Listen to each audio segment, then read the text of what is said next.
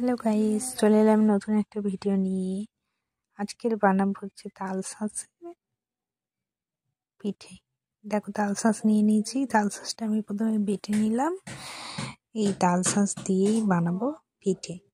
তো প্রথমে তাল শাঁসের মধ্যে আমি দিয়ে দিলাম চিনি। এটা হলো একটু চাল গুঁড়ো দিয়ে দিলাম।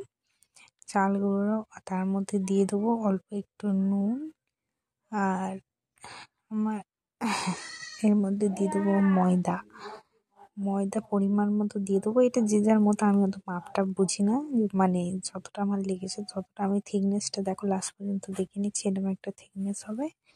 তারপরে কড়াইয়ে গরম তেল করতে দিয়েছি, দিয়ে তার মধ্যে ছেড়ে দেবো। তুমি যেরকম শেপে পারবে তোমরা সেরকমই দিয়ে দেবে। এটা একটু গরম হওয়ার পরে এরকম নাড়ালে মোটামুটি গোল গোল হয়ে যাবে। তো দেখো আমার ভাজা হয়ে গেল। এইভাবে একবার করে খেয়ে দেখো, দারুণ লাগবে।